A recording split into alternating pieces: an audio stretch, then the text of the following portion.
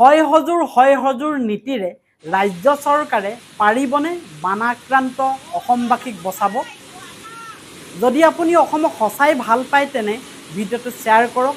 আপোনাৰ এটা শ্বেয়াৰে হয়তো চকু খোল খুৱাব চৰকাৰখনৰ। আপোনালোকে চাওক, প্ৰতি বছৰে ব্ৰহ্মপুত্ৰ আৰু বৰাক উপত্যকাৰ বানপানীয়ে অসমৰ লাখ লাখ মানুহৰ জীৱন জীৱিকা ধ্বংস কৰি পেলাইছে। আৰু নতুনকৈ দেখা গ'ল নাগালেণ্ডৰ পানীয়ে চৰাইদেউ, শিৱসাগৰ আৰু যোৰহাটক ধ্বংস কৰি যোৱা। প্ৰশ্ন হয়, অসমৰ বানপানী সমস্যা কেন্দ্ৰীয় চৰকাৰে কিয় আজিলৈকে ৰাষ্ট্ৰীয় সমস্যা বা নেশ্যনেল প্ৰব্লেম বুলি ঘোষণা কৰা হোৱা নাই বা কৰা নাই। আজি এই ভিডিঅ'টো আমি এই সন্দৰ্ভত তিনিটা অতি গুৰুত্বপূৰ্ণ বিষয় আলোচনা কৰিম। আপুনি ভিডিঅ'টো শেষলৈকে চাওক, গম পাব তেতিয়া।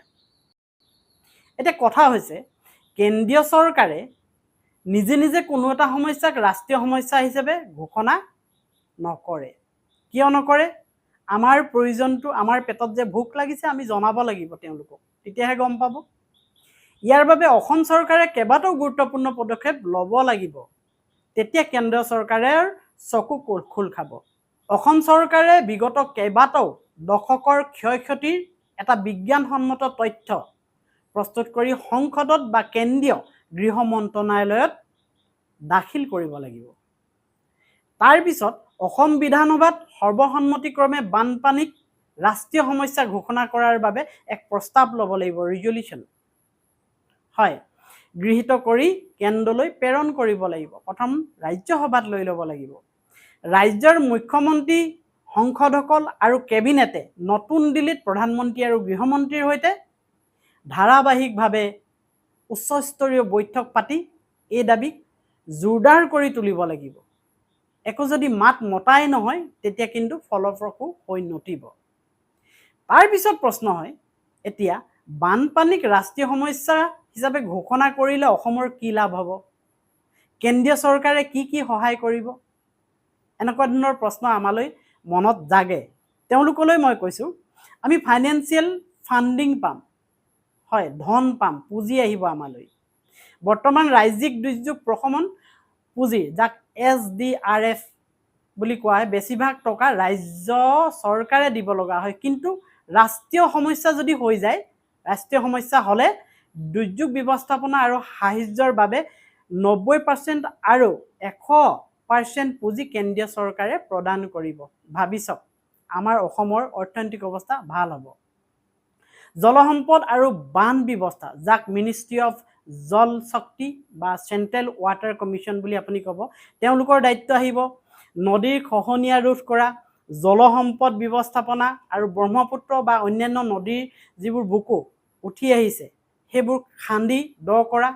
কেন্দ্ৰীয় নদী আয়োগ আৰু জলশক্তি মন্ত্ৰণালয়ে স্থানীয় কাৰিকৰী সহায় আৰু বুজন পৰিমাণৰ পুঁজি দিব। আৰু আন্তঃৰাষ্ট্ৰীয় আৰু আন্তঃৰাজ্যিক সমস্যা লৈ কেন্দ্ৰীয় চৰকাৰে গুৰুত্ব দিব। যেনে নদীৰ পানীৰ সমস্যা কেৱল অসমৰ নহয়, চুবুৰীয়া ৰাজ্য অৰুণাচল, নাগালেণ্ড আৰু কাষতে লাগি থকা চীনৰ সৈতেও জড়িত হৈ আছে। ইয়াক ৰাষ্ট্ৰীয় সমস্যা হিচাপে চাই বৈদেশিক পৰিক্ৰমা মন্ত্ৰণালয়ে, মিনিষ্ট্ৰী অফ এক্সটাৰ্নেল এফেয়াৰ্ছে এই চৰকাৰবোৰৰ লগত, নাগালেণ্ডেই হওক, অৰুণাচলেই হওক বা চীন দেশেই হওক, তেওঁলোকৰ লগত তথ্য আদান প্ৰদান কৰিব আৰু সেই সম্পৰ্কে কথা পাতিব, কেনেকৈ এই দুৰ্যোগৰ পৰা আঁতৰি থাকিব পাৰি বা বচাব পাৰি। তাৰপিছতে আহিব কৃষি আৰু ক্ষতিপূৰণ, মিনিষ্ট্ৰী অফ এগ্ৰিকালচাৰৰ অন্তৰ্গত। কৃষকসকলৰ পথাৰ বিনষ্ট হ'লে বিশেষ কেন্দ্ৰীয় সাহায্য পেকেজ আৰু শস্য বীমাৰ জৰিয়তে পোনপটীয়া ৰাজ্যখনলৈ সাহায্য লাভ কৰিব কৃষকসকলে। বিশেষকৈ ৰাজ্য চৰকাৰৰ দাবী যদি নুতুলে, অৰ্থাৎ ৰাজ্য চৰকাৰে যদি এনেধৰণৰ দাবী নুতুলে, তেতিয়া আপুনি মই কি কৰিম? এইটো এটা ডাঙৰ কথা নহয়নে? ৰাজ্য চৰকাৰখন যদি নিমাত হৈ থাকে, যদি কোনো কাৰণত ৰাজ্য বা কেন্দ্ৰীয় চৰকাৰে এই গুৰুত্বপূৰ্ণ বিষয়টো গুৰুত্ব নিদিয়ে, তেন্তে আমাৰ অৰ্থাৎ জনসাধাৰণৰ দায়িত্ব আছে। আৰু সেই দায়িত্ব কি হ'ব? গণতান্ত্ৰিক হেঁচা।